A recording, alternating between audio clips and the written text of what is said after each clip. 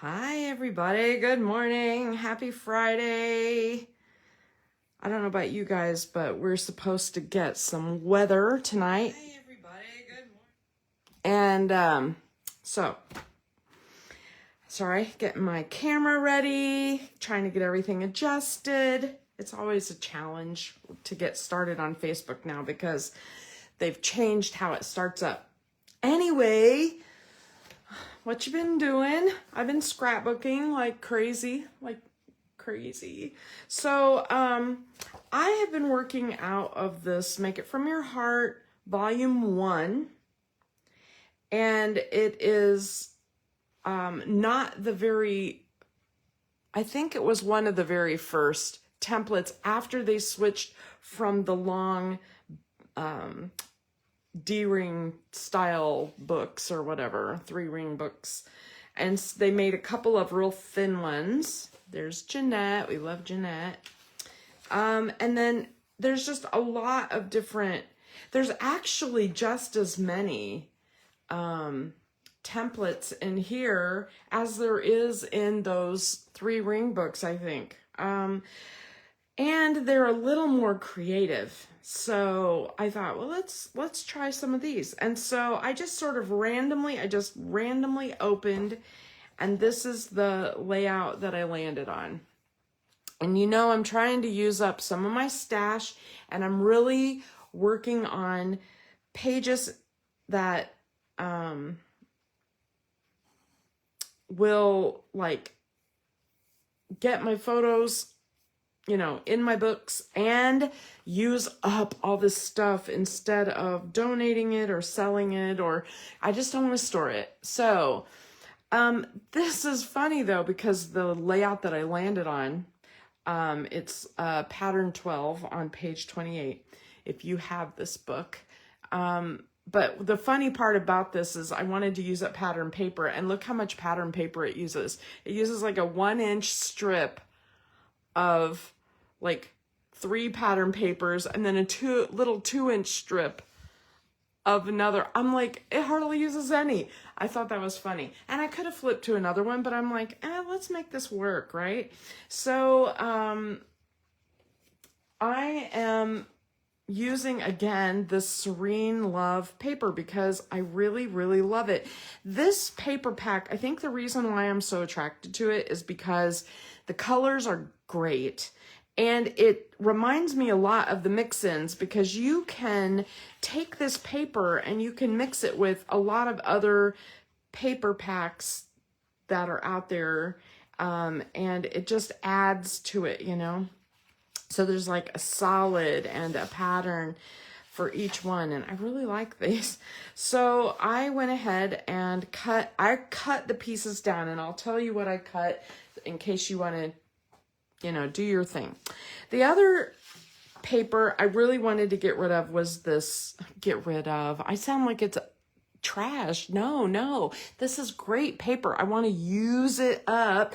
Is this wood grain. I've been kind of hoarding it a little bit. I wasn't sure if I wanted to use the other side because, I like this really well. And I thought about using it, but I couldn't decide. So here is the wood grain paper. I'm going to use it as a base page. Now, this is pretty flimsy for a base page of a scrapbook. And I'm going to turn it so that the pages don't look totally identical, because these little splotches are in the exact same place on both sheets in it. So it just needs to be different. Okay, and then I just wanted to tell you that one of the things that I do when I'm going to use a piece of pattern paper as a background for a scrapbook, sometimes the opposite page in the page protector is heavy enough to make this sturdy. And as long as I get it into a page protector soon, like let me grab this one while I have it here. I just have one that's just sitting here with an opposite page, like just sliding it into here. It'll keep it from bending and it'll be fine. But another thing that you can do if you're not going to get it into your main book right away is you can take that thinner, uglier cardstock that you're not going to use. Pick a color that, you know, maybe you bought a pack and it had neon orange in it, or some crazy color that you're like, I hate this color. I will never use this color. That's a perfect thing to put between, like if these were back to back, for example, in a page protector, I could slip a page of that uglier cardstock in between, and it would make it sturdy enough where it would protect your pages a little bit from bending. Or you could even attach this paper to that cardstock. I find that I have a bit of a stash of certain colors that I know are not my thing. Like I bought an entire pack of purple, and the purple is very bold, and I just don't use bold purple very often, and so like something like that might work. But anyway, let's move on. So I went ahead and I used the Lost Lagoon color of that Serene cardstock, and I'll show you the pieces. I went ahead and matted my photos, and I changed the sketch to accommodate my photos because my photos were larger than what they called for. For example,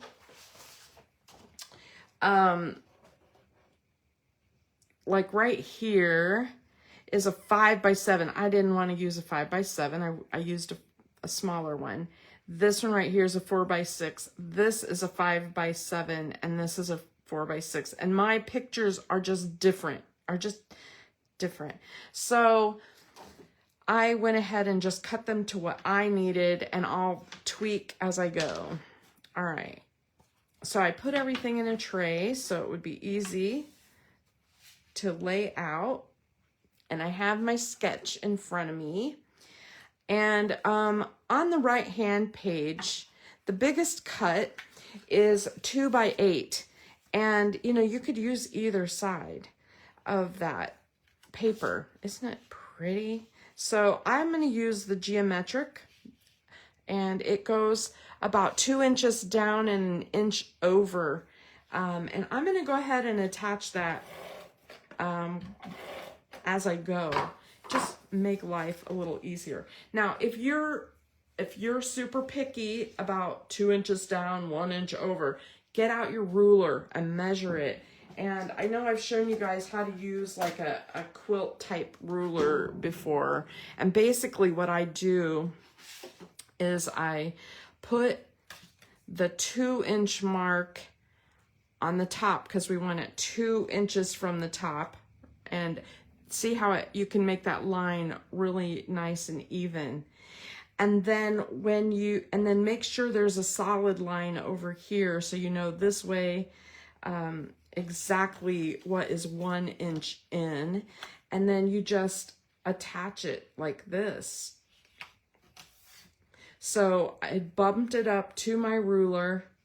The other way you could do that is the opposite way. Like you could put this 1 inch in and measure the line, and then bump it up to your ruler that way. So you could get really picky about how you have everything.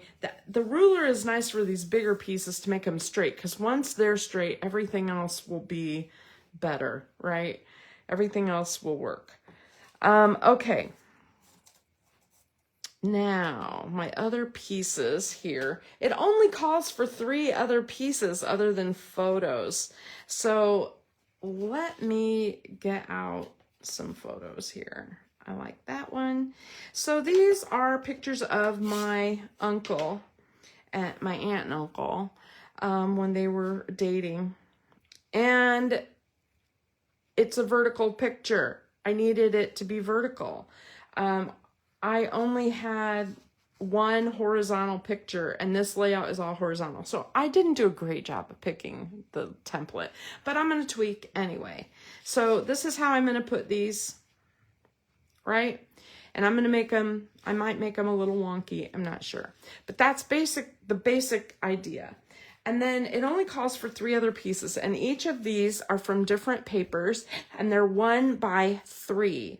Now on the opposite page, you have the exact same patterns, 1 by 6. So I cut the 1 by 6s, and they're here in the bin, and then I have the 1 by 3s on this page. So basically, you just arrange them how you want them. I love the big floral. And you can see, I just use the opposite on these. So I like the solid on there. I think I want the big floral on the bottom. I'm just messing around with the layout to see what I like best. I kind of like that. These bump right up to this edge at the bottom, okay? That's pretty simple.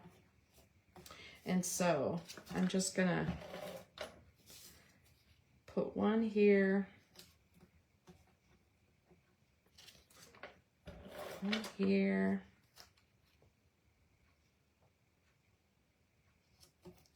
and 1 here. So I have 3 pieces like that, and I am just going to, then this photo kind of comes down to here, and this goes on here. And so there you go. That's basically it. So I'm going to go ahead.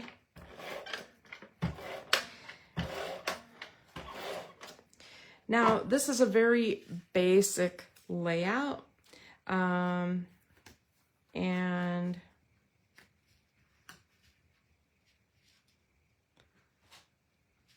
trying to decide if I like the larger over here or over here. I like it like this.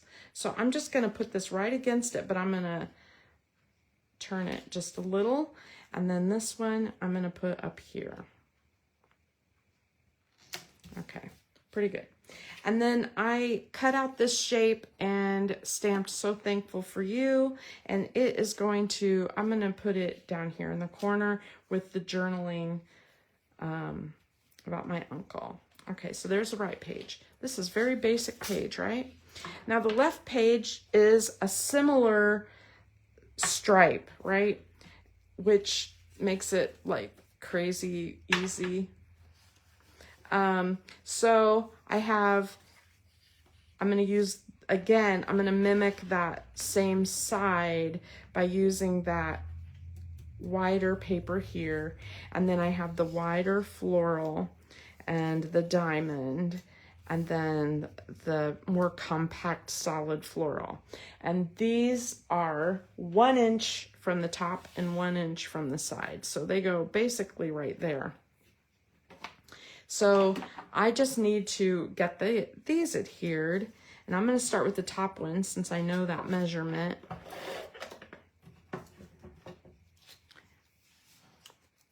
And I'm going to guesstimate it because it's just not that important.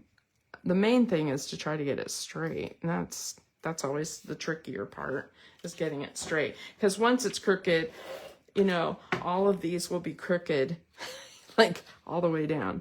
Now, I don't have a tendency to worry too much about it being too crooked. You know, if it's really obviously out of whack, I'll change it, or I'll get out my ruler. And sometimes for the first cut of a page, I'll use my ruler. I do use it a lot, but all right. The main thing on this paper, gosh, don't follow the wood lines, because the wood lines are not straight. All right, so there's that. And then basically it's photos. So this layout, look how little pattern paper it uses. These strips and these strips, and that's it. And that's actually kind of nice to have a real simple page, especially if you have really busy photos. Now, these aren't too bad, but my photo goes right here. So that is basically how my page goes. So I'm going to, Now, when I put adhesive on, I have a tendency, if I'm not totally sure if I'm gonna add extra decorations like little tabs and things around my page, sometimes I will try to only put adhesive like on the center part, so I'll be able to tuck into the edges. It's just a habit that I've gotten into over time.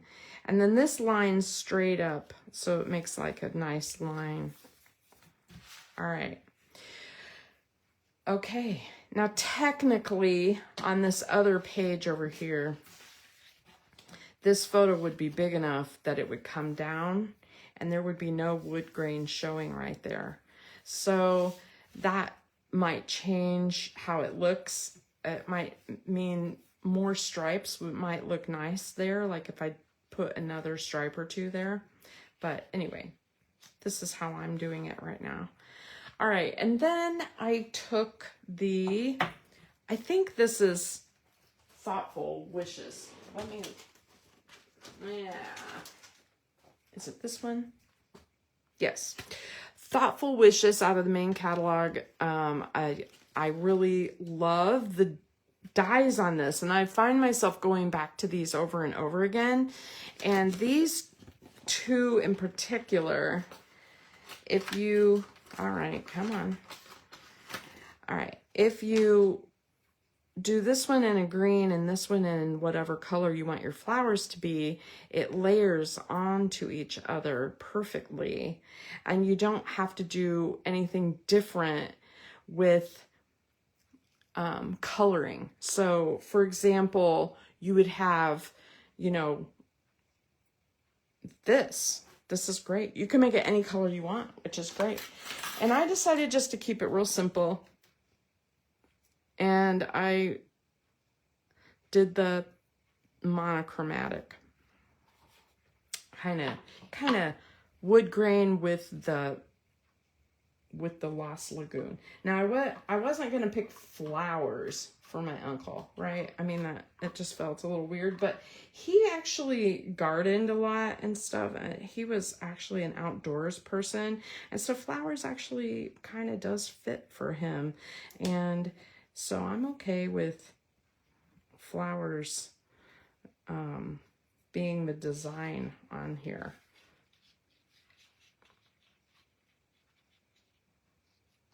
So there's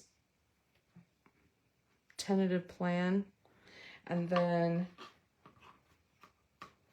over here, some of these, this one I got a little off, but that's okay. I think it'll look fine anyway. And I'm just going to put some over here. I can't decide about that. And then I used the small alphabets like I always use to make my title. And I am just going to put I think I'm just going to put his name over here. And then I can save room for story. I have one more photo that I'm thinking about putting right here, just a small one. But I really liked that this kind of spanned some of the generations. Like this is when he first met his wife and his family grown up. And then this was after his wife died. And then this is shortly before he passed away. When we went to visit him, and I have a lot of other photos of him, actually. I'm surprised how many photos I have of him. But anyway, that is basically my layout. And my other thought is I really love these little gems with the hearts. You don't have to use anything, but I liked this pop of white against the wood. And I really love the idea of, adding some of the little hearts in here. adding to my cluster without adding a lot of bulk, you know. And I'm going to do the same thing over here with my hearts. So that is my layout today. Is that like short and simple or what? I could almost make this a reel. It's so short. But basically, I just have to journal and put my title on, and I'm done. So that is a really easy layout. And I think the other day you saw me do, I posted a photo of another layout I chose out of here. This one, using 6x6 papers. Like, this cut is actually a 7-inch cut, but I made it 6 inches and just extended my photo a little bit. So it worked perfectly for me to make this layout. And you can tell this is dated by the buttons and the twine and the, you know, the things that are added, but look at all that coming back, right? All that stuff, it's coming back into style, back into fashion again. And so I just thought that was interesting. So I'll probably be doing a few other from this book. I have the layout volume 2 also. So it's really fun to do. Okay. And that's what I got. Now, I just want to mention today is the On Stage, which is like Stampin' Up's convention, and they are showing the cover of the catalog, but not the interior of the catalog. But I will keep you posted on any exciting news, you know, as I can. All I know so far is that there are only 5 new colors that replace the in colors as Stampin' Up change. They have them run for 2 years and they overlap. So there's like a 24 to 20 or a 23 to 25 and then a 24 to 26, and those colors overlap. So they have 5 new colors that replace the ones that are retiring in 25. And those are the only new colors, which is exciting. I like them. I saw them. Really pretty. So if you want a photo of them, message me and I'll send it to you. All right. So this is what we have so far, and I'm just going to finish this layup up and get it in the books. Thanks for watching.